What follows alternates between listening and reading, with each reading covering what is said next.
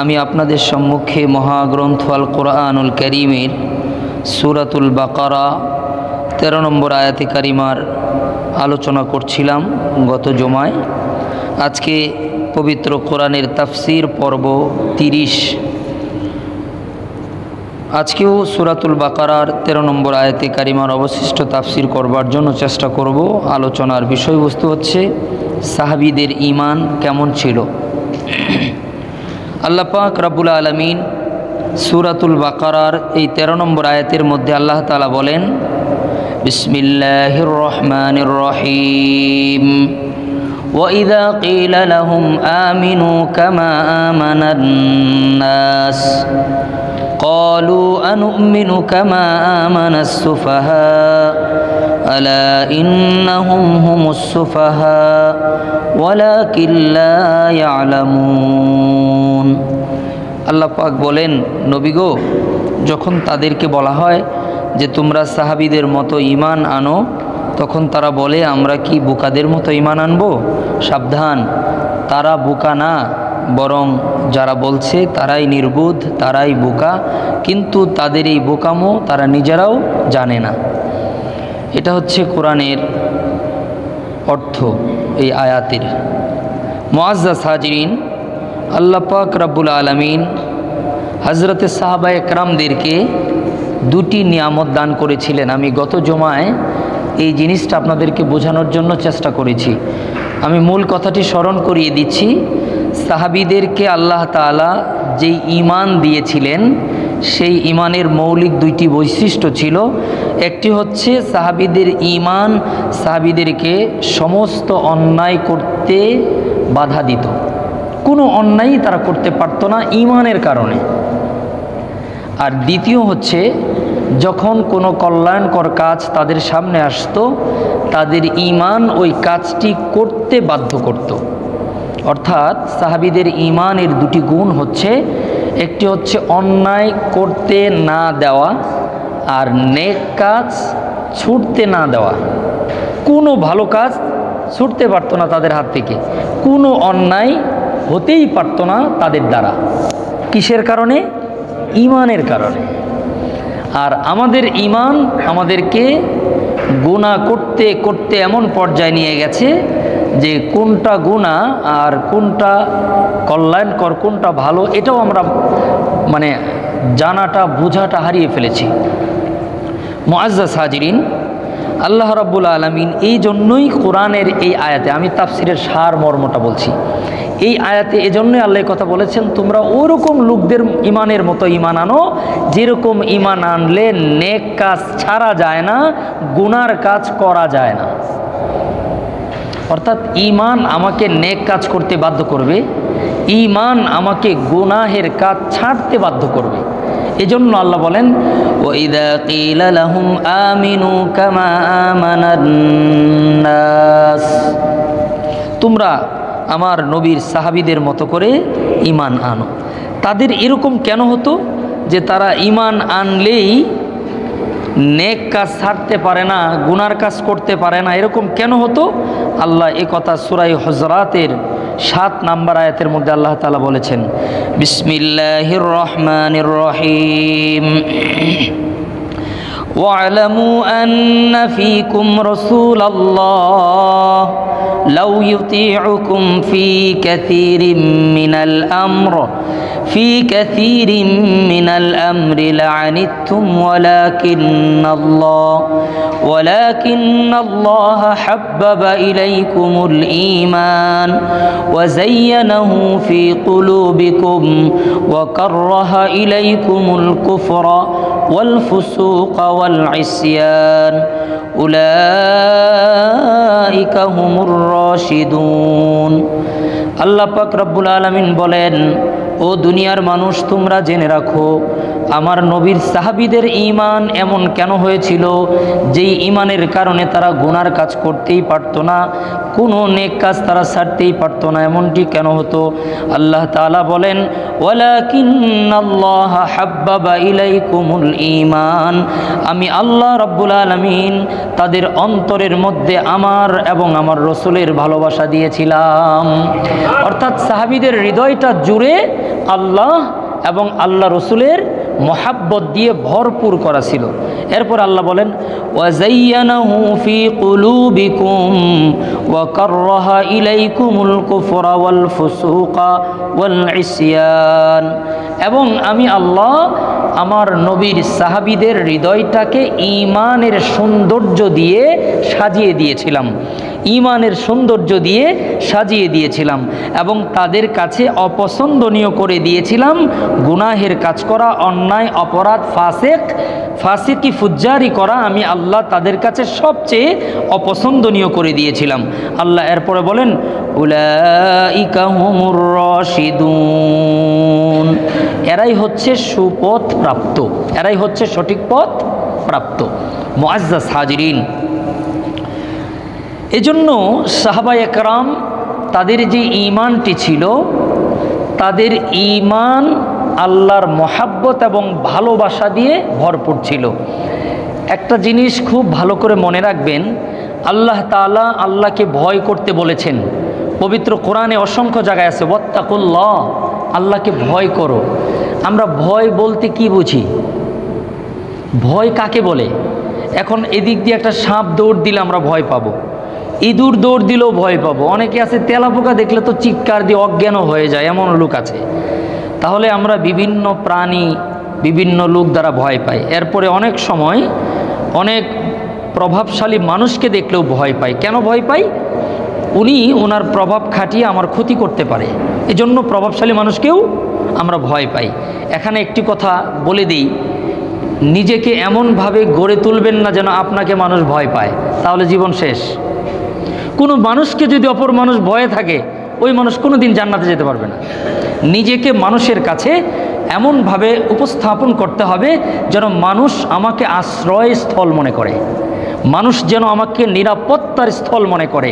কিন্তু আমরা সমাজে এমন অনেক লোক দেখতে পাই যাদেরকে দেখলে চেয়ার ছেড়ে দিই, যাদেরকে দেখলে দাঁড়িয়ে যায়, যাদেরকে অনেক সময় সালামও দিই ভয়ে, যাতে করে উনি আমার কোনো ক্ষতি করতে না পারে।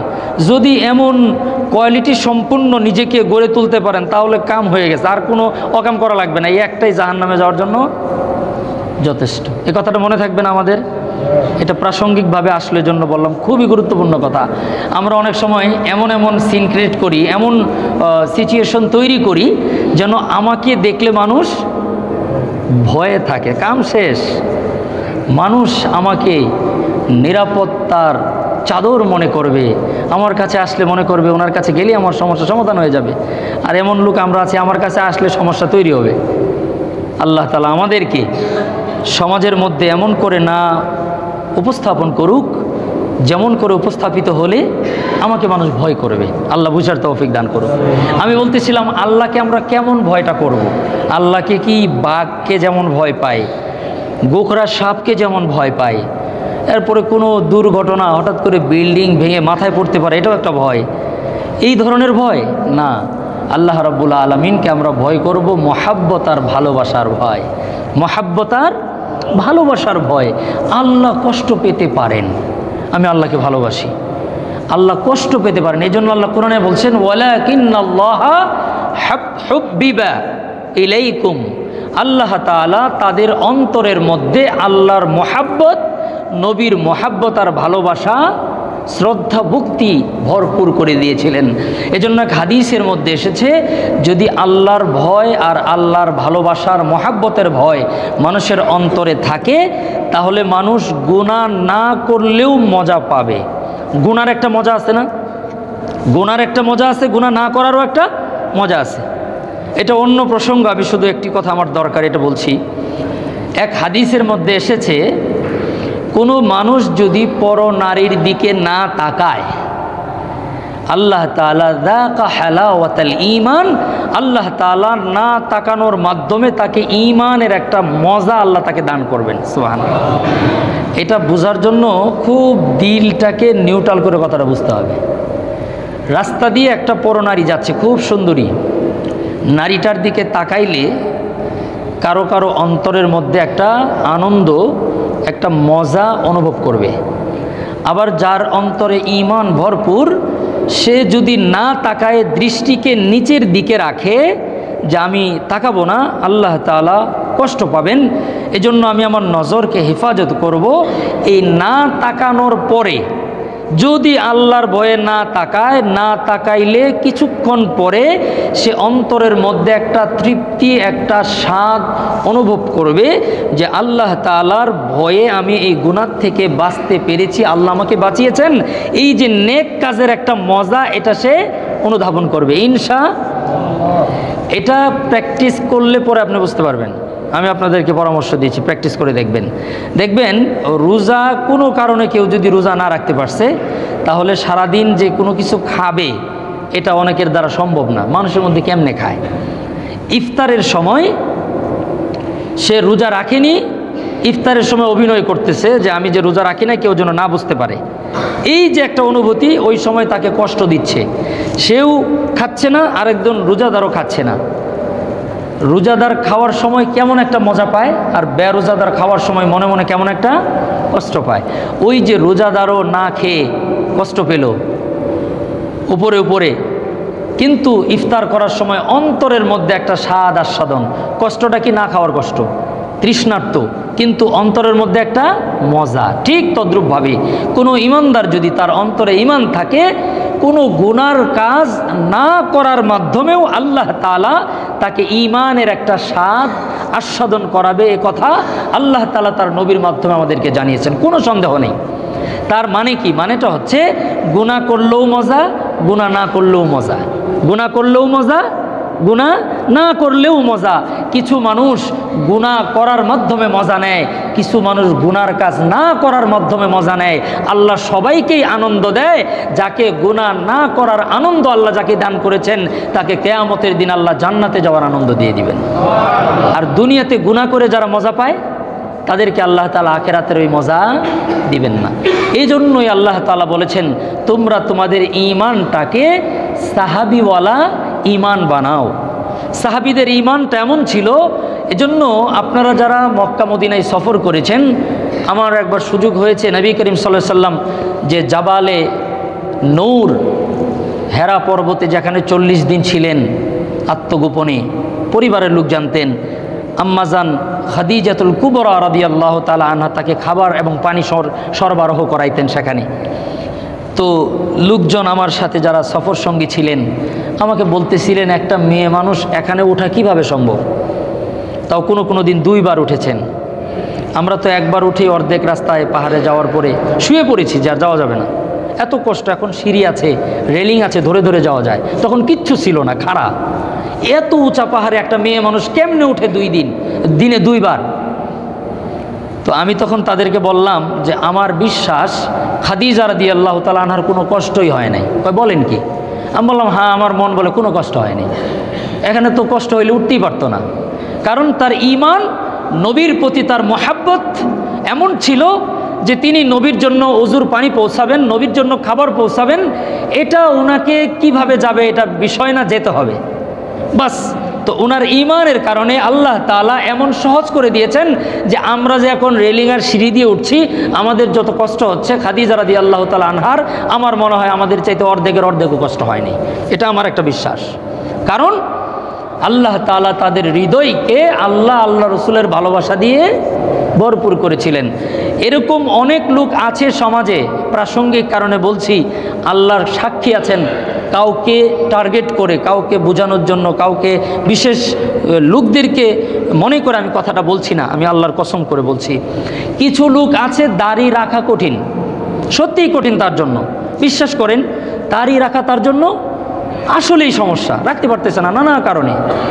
আবার কিছু লোক এমন সমাজের মধ্যে আছে, জীবন যাবে, দাড়ি যাবে না।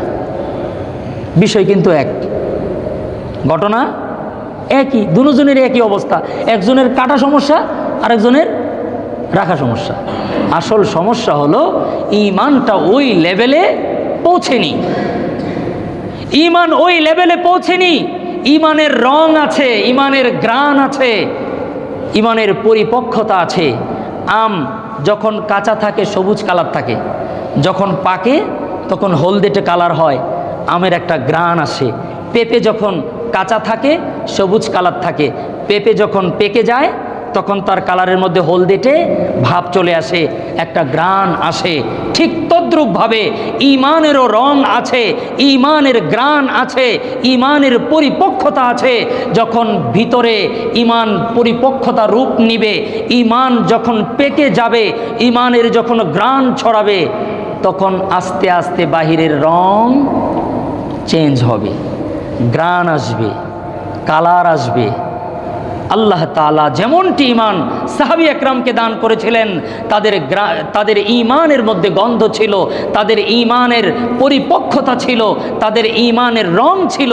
আল্লাহ তাআলা এই কথাই কোরআনে বলেছেন, আমিনু কামা আমানান নাস। ঈমান আনবে তো কাদের মতো? আমার নবীর সাহাবীদের মতো, যেই ঈমানের গন্ধ থাকবে, যেই ঈমানের রং থাকবে, যেই ঈমানের পরিপক্কতা থাকবে, তাহলে সেই ঈমান তোমাকে কোনো অন্যায় কাজ করতে দিবেই না, সেই ঈমান তোমাকে কোনো নেক কাজ ছাড়তে দিবেই না, সেই ঈমান তোমাকে আল্লাহর জান্নাত পর্যন্ত পৌঁছে দেবে। যেমনটি আল্লাহর নবীর সাহাবাগণ যেমন ঈমান এনেছিলেন, যে ঈমান আনার পরে তাদের জীবনটা এমন হয়ে গিয়েছিল যে ঈমান আনার কারণে সবচাইতে নিকৃষ্ট জিনিসটা তার কাছে উৎকৃষ্ট জিনিস হয়ে গিয়েছিল। আল বিদায়া ওয়ান নিহায়া কিতাবের মধ্যে এসেছে এবং সহিহ বুখারীর মধ্যেও এসেছে, 3472 নম্বর হাদিস, বুখারী শরীফ। কওমি মাদ্রাসায় যেই বুখারিটা পড়ায় ওই বুখারির মধ্যে পাবেন। অন্য অন্য বুখারির মধ্যে হয়তো হাদিসের নাম্বার একটু এদিক সেদিক হতে পারে। 3472 নম্বর হাদিসের মধ্যে এসেছে, আল্লাহর পয়গম্বর সাল্লাল্লাহু তাআলা আলাইহি ওয়াসাল্লাম নজদে একটি অভিযান চালিয়েছিলেন, অশ্বরোহী একটি দল প্রেরণ করেছিলেন। সেই নজদের বনু হানিফা গোত্রের একজন ব্যক্তি, নাম হলো সুমামা ইবনে উসাল। সুমামা ইবনে উসাল একজন ইহুদি ছিলেন। সে মুসলমানদের অনেক ক্ষতি করেছে, ধনী প্রভাবশালী বড় ব্যবসায়ী ছিল। সে মুসলমানদেরকে হত্যাও করেছে। তো আল্লাহর পয়গম্বর একটি অশ্বরোহী দল প্রেরণ করলেন অভিযান চালানোর জন্য, যে নজদ এলাকার বনু হানিফা গোত্রের সুমামা ইবনে উসালকে কোনোভাবে গ্রেফতার করা যায় কিনা। তো আল্লাহর নবীর প্রেরিত সেনাবাহিনীর সদস্যরা গিয়ে সুমামা ইবনে উসালকে গ্রেফতার করে আনলো। এনে মসজিদে নববীর একটি খোঁটার মধ্যে পিছনে হাত দিয়ে শক্ত করে বেঁধে রাখলো। তো বেঁধে রাখার পর যখন জোহরের সালাতের সময় হয়েছে, নবী করিম সাল্লাল্লাহু আলাইহি ওয়াসাল্লাম মসজিদে নববীতে এসছেন, দেখে সুমামা ইবনে উসালকে বেঁধে রাখা হয়েছে খুঁটির সাথে। তো সুমামা ইবনে উসালকে নবীজি জিজ্ঞেস করলেন, হে সুমামা, তোমার সাথে আমার সাহাবীরা কেমন আচরণ করেছে? বেঁধে রাখছে কিন্তু খুঁটির মধ্যে পিছনে দুই হাত দিয়ে বাঁধা। তো আল্লাহর পয়গম্বরকে সুমামা ইবনে উসাল উত্তর দিলেন যে আমার সাথে ভালো আচরণই করেছে, তারা কোনো খারাপ আচরণ করে নাই। তো তোমার কোনো কিছু বলার আছে, তুমি কিছু বলবে? আল্লাহর নবীকে সুমামা ইবনে উসাল 3টি কথা বললেন। এক, যদি আপনি আমাকে হত্যা করেন তাহলে একজন খুনিকেই হত্যা করলেন, আপনি আমাকে যদি হত্যা করে ফেলেন তাহলে একজন খুনিকে হত্যা করলেন। আর যদি আমাকে আপনি সাধারণ ক্ষমা করে ছেড়ে দেন তাহলে একজন কৃতজ্ঞ মানুষকেই ছেড়ে দিবেন। আর যদি আপনি কোনো মুক্তিপণ চান তাহলে কত দিরহাম দরকার আমাকে বললে আমি দিয়ে দেব। কয়টি কথা বলছে? 3টি। এক, আপনি আমাকে হত্যা যদি করেন তাহলে একজন খুনি মানুষকে হত্যা করলেন। আপনি যদি আমাকে ক্ষমা করেন তাহলে কৃতজ্ঞ মানুষকে ক্ষমা করলেন, আমি কৃতজ্ঞ থাকবো আপনার প্রতি। আর যদি আপনি মুক্তিপণ চান, কত লাগবে বললে আমি দিয়ে দিব। প্রথম দিন নবীজি চলে গেলেন, দ্বিতীয় দিন আবার 3 দিন মসজিদের কোটায় বাঁধা। দ্বিতীয় দিন আবার আসছেন, জিজ্ঞেস করছেন তোমার কিছু বলার আছে? তোমার সাথে কোনো খারাপ আচরণ করেছে? বলছে না, কোনো খারাপ আচরণ করে নাই। কথা ওই তিনটাই, যদি আপনি আমাকে হত্যা করেন, খুনিকে মারলেন, ক্ষমা করলে কৃতজ্ঞ বান্দাকে ক্ষমা করলেন, যদি মুক্তিপণ চান আমি দিয়ে দিব। এভাবে পরপর 3 দিন নবীজি তাকে জিজ্ঞেস করলেন, একই উত্তর, একই প্রশ্ন। তৃতীয় দিন বিকালবেলা নবী করিম সাল্লাল্লাহু আলাইহি ওয়াসাল্লাম সাহাবাদেরকে বললেন, সুমামা ইবনে ওসালকে তোমরা ছেড়ে দাও, মাফ করে দিলাম। তো সুমামা ইবনে ওসালের বাঁধ খুলে দেওয়া হলো।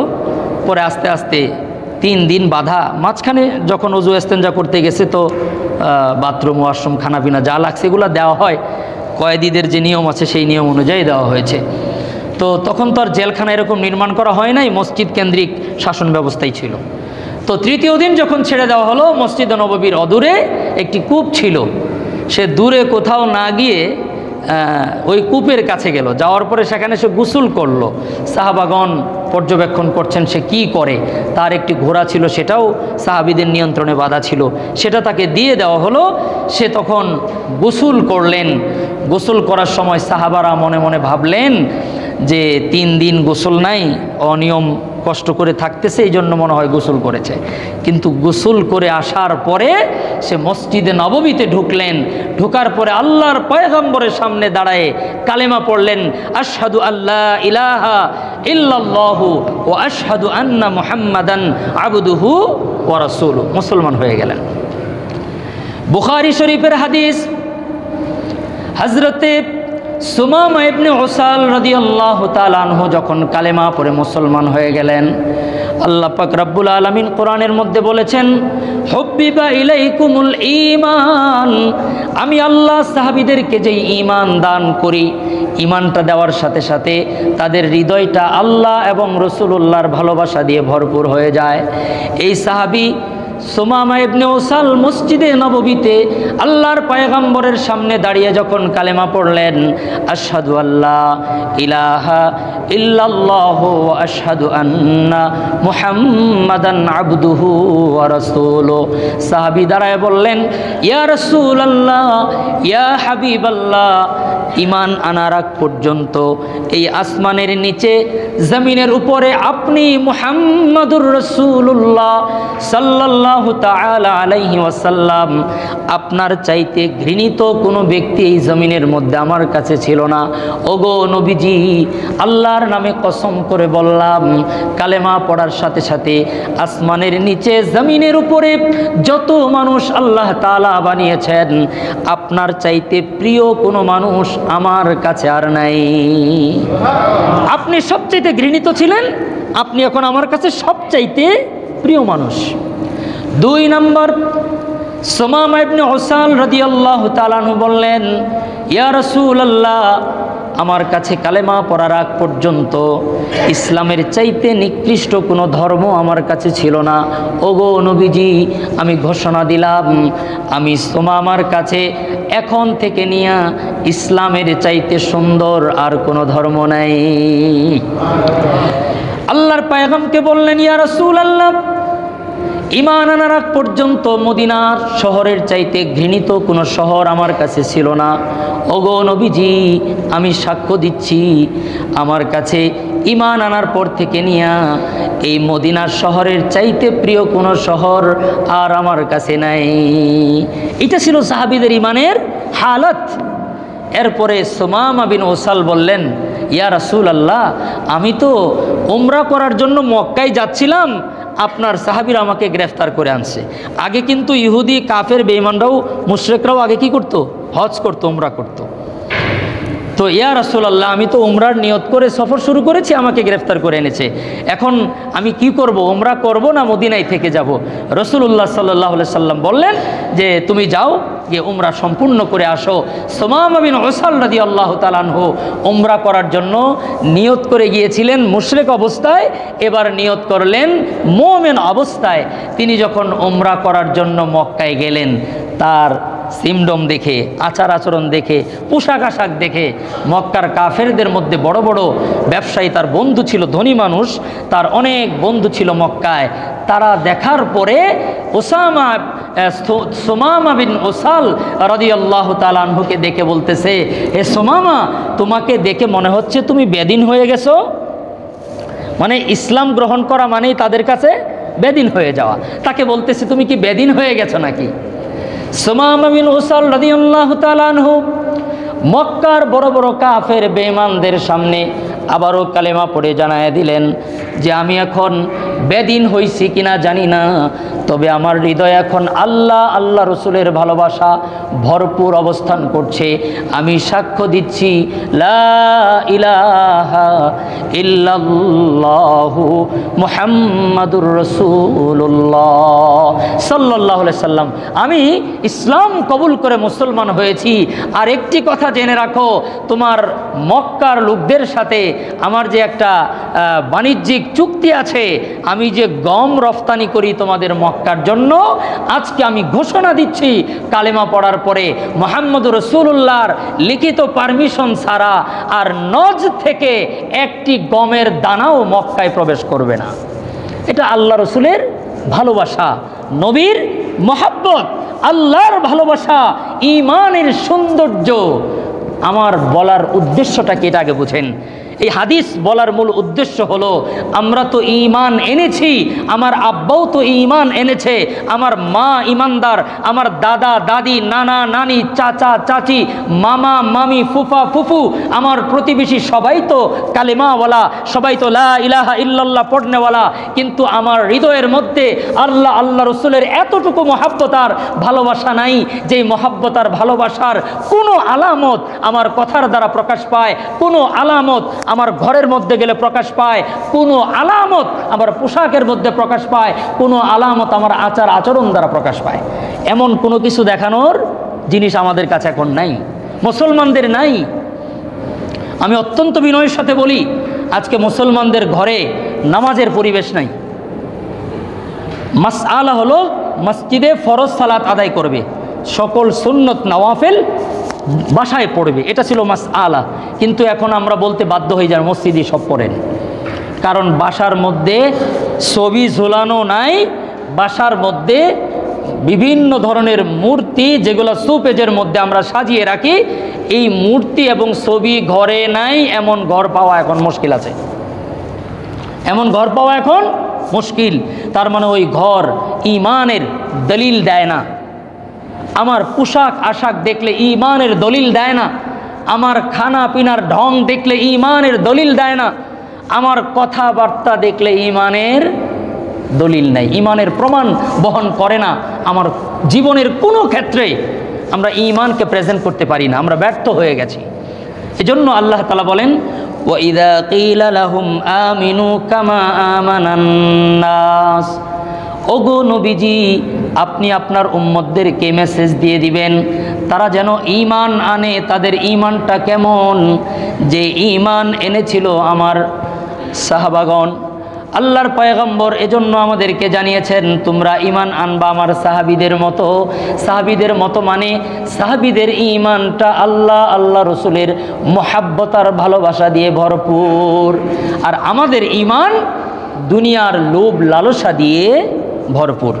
কি আলেম তো বলতে গেলে ভয় লাগে, কারণ আলেমরা আল্লাহর প্রিয় মানুষ।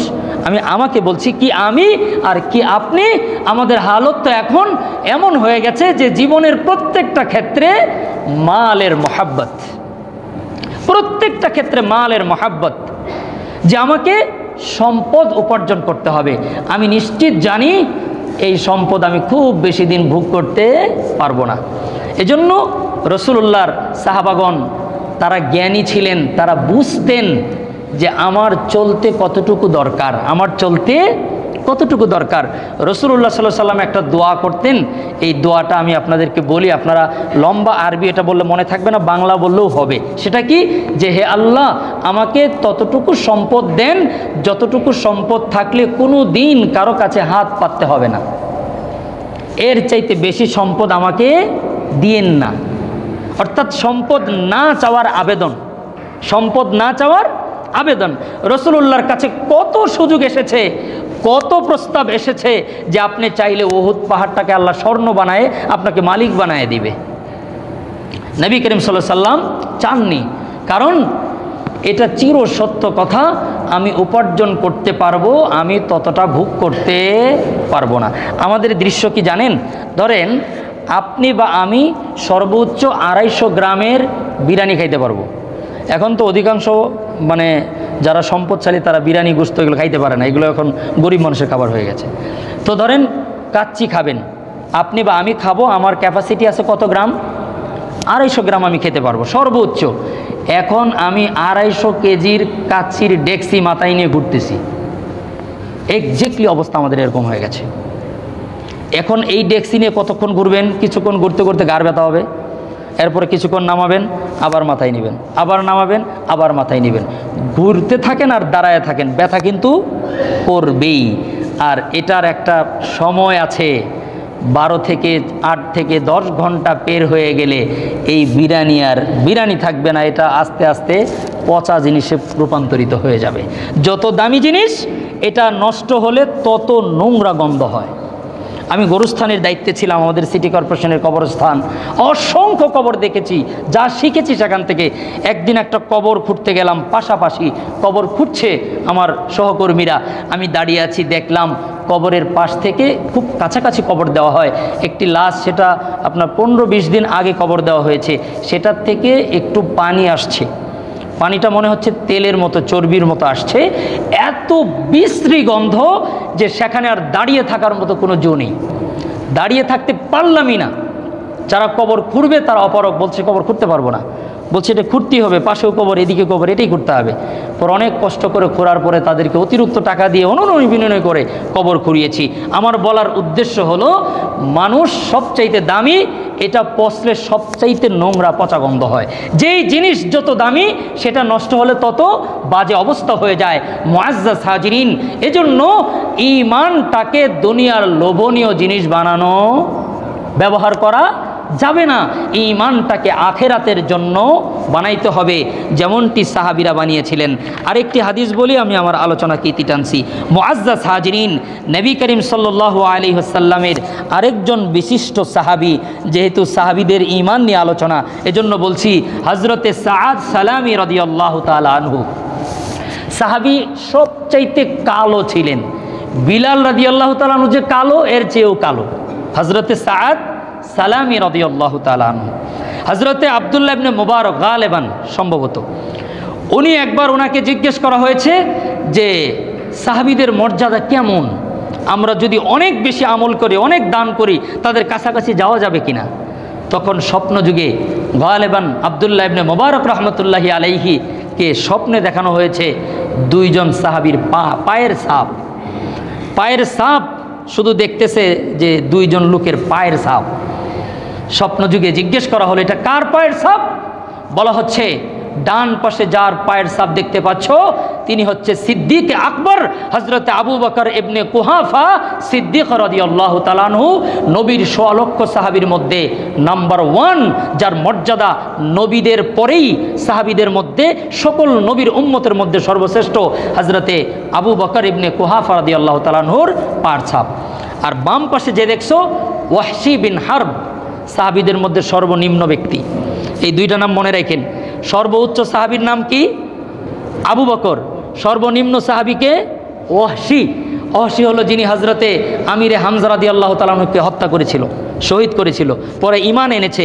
সেও সাহাবী, কিন্তু তার মর্যাদা সবার নিচে।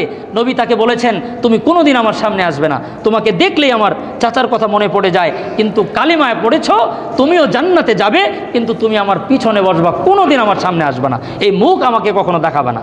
সেজন্য মুহাদ্দিসিন মুফাসসিরিনরা একমত, সাহাবীদের সর্বনিম্ন মর্যাদা কার? ওয়াহশি। আর সর্বোচ্চ মর্যাদা আবু বকর সিদ্দিক রাদিয়াল্লাহু তাআলা আনহু। বলা হয়েছে ওয়াহশির পায়ের ছাপ, এটার যেই মাকাম আল্লাহর কাছে, পৃথিবীর সব ইমানদাররা মিলে জীবন যদি কুরবানি করে দেয়, তা ওয়াহশির পায়ের ছাপের সমতুল্যও হবে না। এটা কার মর্যাদা? সাহাবীদের মর্যাদা।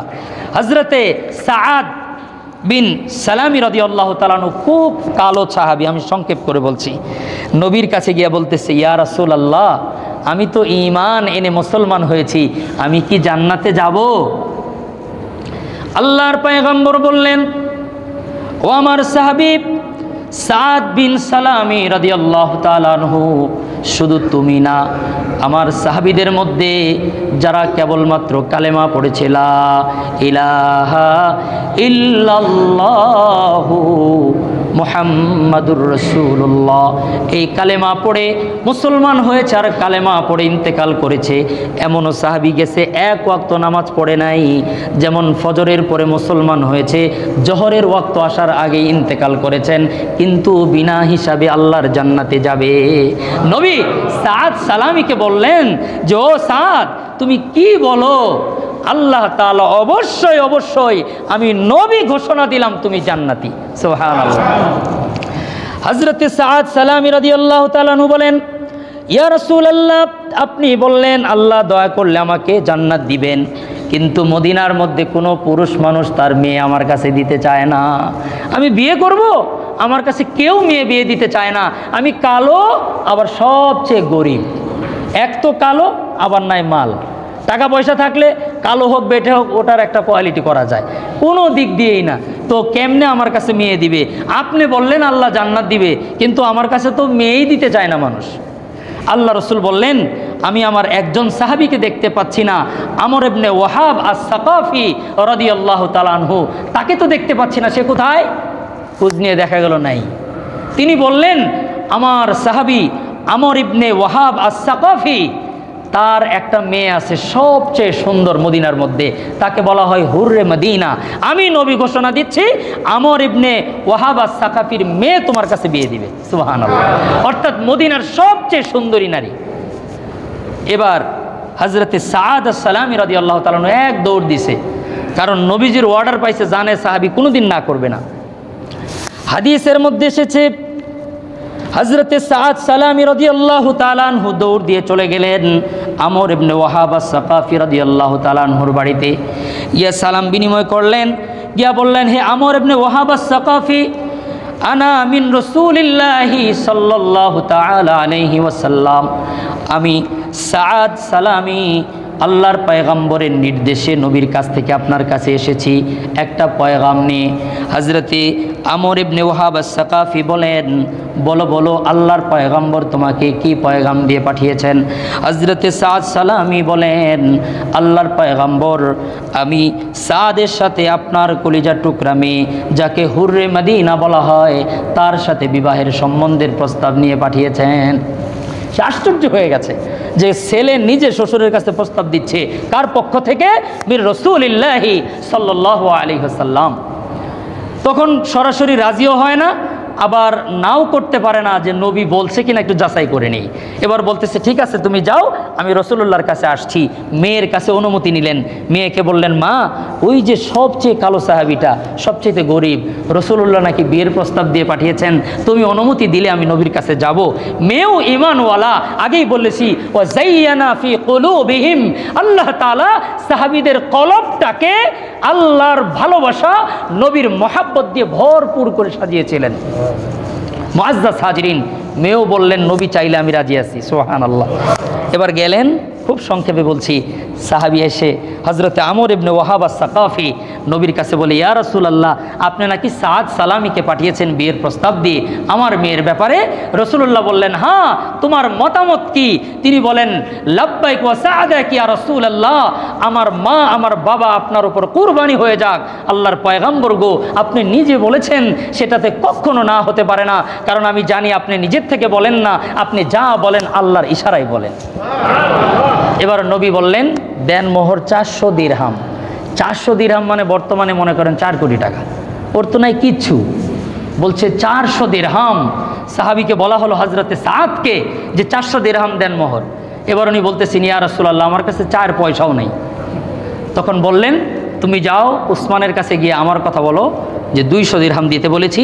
আব্দুর রহমান ইবনে আউফকে বলো আমি 200 দিরহাম দিতে বলেছি, এই 400 দিবে দেনমোহর, আর আমার কলিজার টুকরা আলীকে গিয়া বলবা উনিও দিবে 200, এটা দিয়ে তুমি কিছু কেনাকাটা কইরো। বিয়ের মার্কেট আছে না, শুধু দেনমোহর দিলে হবে।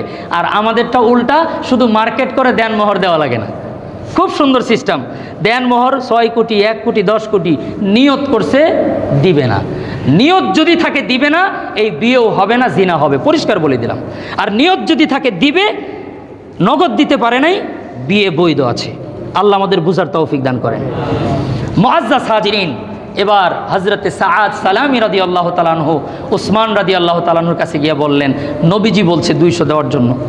হযরত উসমান বলছে, নবী বলছে 200 দিতে, শুধু 200 দিলে তো কম হয়ে যায়, আর একটু বেশি নিয়ে যাও। সুবহানাল্লাহ।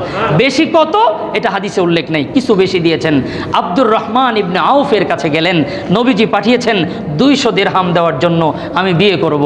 হযরত আব্দুর রহমান ইবনে আউফ বলেন, রসুল বলছেন 200, আর একটু বেশি নিয়ে যাও। কত বেশি উল্লেখ নাই, তিনিও দিয়ে দিলেন। হযরতে আলী রাদিয়াল্লাহু তাআলা আনহু, তিনি তুলনামূলক অনেক গরিব সাহাবী, রসুল বলেছেন দিতে হবে, তিনিও ব্যবস্থা করে 200 দিরহাম কিছু বেশি দিয়ে দিয়েছেন। হযরতে সাআদ সালামি রাদিয়াল্লাহু তাআলা আনহুকে নবীজি বললেন, সাআদ তুমি 400 দিরহাম তোমার শ্বশুরের কাছে দিয়ে দাও দেনমোহর হিসাবে, আর 200 দিরহাম বাজারে নিয়ে যাও কিছু কেনাকাটা করার জন্য। হাদিসের মধ্যে এসেছে সুকুল মদিনা, মদিনার বাজারে হযরতে সাআদ সালামি রাদিয়াল্লাহু তাআলা আনহু বাজার করার জন্য গেলেন। কেবলমাত্র কেনাকাটা করবেন, এমন সময় কে যেন ঘোষণা দেয় মদিনার বাজারের মধ্যে, কে আছো আশিকে রসুল, ও নবীর সাহাবীগণ, আল্লাহর পয়গম্বরের যুদ্ধের ঘোষণা এসেছে, মদিনার মধ্যে আক্রমণ হবে, কে আছো তাড়াতাড়ি চলো আল্লাহর নবীর কালেমার এই ইজ্জত সম্মানকে হেফাজত করার জন্য, কে আছো আল্লাহ আল্লাহ রসুলের জন্য জীবন দেওয়ার জন্য। হযরতে সাদ সালামি রাদিয়াল্লাহু তাআলা আনহু 200 দিরহাম দিয়ে ঈদের বাজার, বিয়ের বাজার না করে তিনি একটি ঘোড়া কিনলেন, তরবারি কিনলেন, একটি চাদর কিনলেন, চাদর দিয়ে নিজের চেহারাকে আবৃত করলেন। যুদ্ধের ময়দানে গিয়া, খুব সংক্ষেপে বলছি, সাদ সালামি রাদিয়াল্লাহু তাআলা আনহু যুদ্ধ করছেন আর কাফের বেঈমানদেরকে জাহান্নামে পাঠাচ্ছেন, কিন্তু চেহারাটা চাদর দিয়ে ঢাকা। আল্লাহর পয়গম্বর লক্ষ্য করে দেখলেন একজন মুজাহিদ কালো চাদর দিয়ে চেহারাটা ঢেকে রেখেছে। নবীজি বলেন, কে ওই লোক? মনে হচ্ছে মুসলমানদের পক্ষেই কাফেরদের বিরুদ্ধে যুদ্ধ করছে, কিন্তু চাদর দিয়ে চেহারাটা ঢাকা কেন? আল্লাহর নবী বললেন, আমার সাহাবাগণ, হয়তোবা যদি ফেরেশতা হতো চাদর দিয়ে চেহারা ঢেকে রাখতো না। কেন চেহারা ঢেকে রেখেছে? কিছুক্ষণ পর কাফেরদের সাথে সাআদ সালামি যুদ্ধ করতে করতে প্রচণ্ড আকারে আক্রান্ত হয়ে আহত হয়ে যখন মৃত্যু শয্যায় চলে এসেছেন, এমন সময় সাহাবাগণ হযরতে সাআদ সালামি রাদিয়াল্লাহু তাআলা আনহুকে নিয়ে আসলেন আহত অবস্থায়, রক্তাক্ত অবস্থায়। আল্লাহর পয়গম্বর চাদর সরায় হাতটি যখন দেখেছেন, নবীজি বলেন, আর কেউ নয়, এটা আমার ওই কালো সাহাবী সাদ সালামি রাদিয়াল্লাহু তাআলা আনহু। রক্তমাখা অবস্থায় নবীজি শেষ কথা বললেন, ও আমার সাহাবী, তুমি কেনই বা চাদরটা ঢেকে আমার জন্য, আল্লাহর জন্য তুমি যুদ্ধ করতেছিলা? হযরতে সাদ সালামি বলেন, ইয়া রাসূলুল্লাহ, আপনি জানেন আজকে আমার বিয়ে হয়েছে, আমি মার্কেট করে আমার নববধূ আনার জন্য যাব। ওগো নবীজি, আপনি যদি আমার চেহারাটা দেখে ফেলেন, আমি নিশ্চিত আপনি আমাকে জিহাদের ময়দান থেকে বিয়ে করার জন্য আমাকে আপনি বিদায় দিয়ে দিবেন। ইয়া রাসূলুল্লাহ, ইয়া হাবিবাল্লাহ, আমার অন্তরের মধ্যে আল্লাহ এবং আপনার জন্য এমন ভালোবাসা গো নবী, নতুন বিবি কেন, এর চেয়েও যদি বড় কোনো কিছু আমার জন্য দেওয়া হয়, আর সামনে আল্লাহর জন্য জীবন দেওয়ার কথা আমার সামনে আসে, ইয়া রাসূলুল্লাহ, নগদ নতুন বিবি ছাড়তে পারি, আল্লাহর রসুলের ইজ্জত আর আল্লাহ রসুলের সম্মান রক্ষার জন্য জিহাদে যাব না, এমনটি হতে পারে না। কিছুক্ষণ পর তিনি শহীদ হলেন। রসুল বললেন, সাআদ সালামি নিশ্চিত আল্লাহর জান্নাতি। সুবহানাল্লাহ। মুআজ্জাজ হাজিরিন, এজন্যই আল্লাহ বলেন, আমিনু কামা আমানান নাস। আমরা তো জীবন দিতে হবে না, আমাদের কিচ্ছু দিতে হবে না, শুধু আল্লাহ আল্লাহ রসুলের তরিকা মতো চলতে হবে, আর কিচ্ছু না। আল্লাহ তো এমন কঠিন পরিস্থিতি আমাদেরকে সামনে দেন নাই, শুধু লোভ লালসা মিটিয়ে আল্লাহর জন্য, নবীর জন্য এতটুকু করা যেন আমার দ্বারায় ইসলামের খেলাফ কোনো কাজ, হারাম কোনো কাজ আমাদের দ্বারা না হয়। মুআজ্জাজ হাজিরিন, সাহাবীদের জীবনী বেশি বেশি করে পড়ে আল্লাহ রসুলের মহাব্বত হৃদয়ের মধ্যে লালন করলে তাহলে দ্বীনের উপর চলাটা সহজ হয়ে যাবে। আমাদের জন্য কঠিন, আল্লাহ যেন দ্বীনের উপর চলা আমাদের জন্য সহজ করে দেয়। সকলে বলেন আমিন। মুআজ্জাজ হাজিরিন, আমার মূল আলোচনা শেষ। আগামী জুমায় ওয়াইদা লাকুল্লাযীনা আমানু ক্বালু আমান্না, অর্থাৎ সূরা বাকারার 14 নম্বর আয়াতের তাফসীর করব ইনশাআল্লাহ। এর আগে 2-3 মিনিট একটি গুরুত্বপূর্ণ কথা বলছি। অনেক বললে ইয়া হবে, বেশ কয়েকজন মুসল্লি আমাকে বলেছে যে মাঝে মধ্যে জুমার সময় 2-1টা মাসআলা নামাজের জন্য বলা, যেন আমরা শিখতে পারি। আমি খুব সংক্ষেপে আজকে 2টি কথা বলছি। নামাজের মধ্যে আমাদের কয়েকটি ভুল এমন হয় যে এই ভুলগুলো খুব কমন, কিন্তু নামাজ হয় না। 1 নাম্বার, নামাজের মধ্যে কেরাত পড়া হলো ফরজ। কেরাত পড়া ফরজ। যখন আপনি একাকী নামাজ পড়বেন, সেটা ফরজ নামাজ হোক, সুন্নত হোক, মুস্তাহাব হোক, নামাজ যেমনই হোক, কেরাত পড়া ফরজ। এখন সূরা ফাতিহা তো আপনি পড়ছেন, কিন্তু আমরা অনেক সময় এমনভাবে পড়ি এটার কোনো আওয়াজ থাকে না, যেমন কোনো সাউন্ড নেই। পড়ছেন কিন্তু কোনো সাউন্ড নেই, তাহলে এটা পড়া হয় নাই, এটা পড়া হয় নাই। ন্যূনতম এতটুকু আওয়াজ দিয়ে পড়া, যেমন আলহামদুলিল্লাহ রাব্বিল আলামিন আর রহমানির রহিম মালিক ইয়াউমিদ্দিন। এই যে আস্তে আস্তে পড়ছি, এটা কিন্তু আমার কানে আওয়াজটা যাচ্ছে। অর্থাৎ এতটুকু আওয়াজে পড়া যেন নিজের কানে যায়। আবার এত জোরে পড়বেন না যেন 3 জন পর্যন্ত শোনে, এটা না কিন্তু। তার মানে কেউ যদি নিজের কান পর্যন্ত আওয়াজ যায়, ততটুকু আওয়াজ না দেয়, তাহলে কেরাত পড়া হয় নাই। কেরাত পড়া হয় নাই মানে নামাজ হয় নাই। 1। দ্বিতীয় নাম্বার, রুকু থেকে সোজা হয়ে দাঁড়ানো ওয়াজিব। অনেক সময় দেখা যায় অনেক মুসল্লি, আমি এরকম দেখেছি যে সামি আল্লাহু লিমান হামিদা বইলে না দাঁড়ানোর আগেই আমরা সেজদায় চলে যাই। তাহলে ওয়াজিব তরক করলাম। এই ওয়াজিব তরক করার কারণে সেজদা দেওয়া ওয়াজিব। সেজদা না দিলে নামাজ হবে না। 3 নাম্বার হলো 2 সেজদার মাঝখানে স্থির হয়ে বসা ওয়াজিব। অনেক সময় সেজদা এমনভাবে দেই একটার থেকে সোজা না হয়ে আরেকটাতে চলে যায়, তাহলে ওয়াজিব তরক করলাম। সেজদা না দিলে নামাজ হবে না। এই 3টা বড় বড় ভুল। 4র্থ নম্বর, যারা মাসবুক মুসল্লি, 1 রাকাত বা 2 রাকাত পান নাই, ইমামের পিছনে আসছেন, ইমাম সাহেব একদিকে সালাম ফিরাইতে না ফিরাইতেই দাঁড়ায় যায়। এখানে ইমাম সাহেব কমপ্লিট 2 দিকে সালাম ফিরানোর পরে আপনি দাঁড়াবেন। যদি ইমাম সাহেব সেজদার জন্য সালাম ফিরিয়ে থাকে আর আপনি দাঁড়ায় যান, তাহলে ইমামের আগে যাওয়ার কারণে নামাজ ফাসেদ। এই 4টা ভুল কমন, খুব মারাত্মক। আল্লাহ তাআলা আমাদেরকে এই ভুলগুলি থেকে হেফাজত করেন। সকলে বলে আমিন।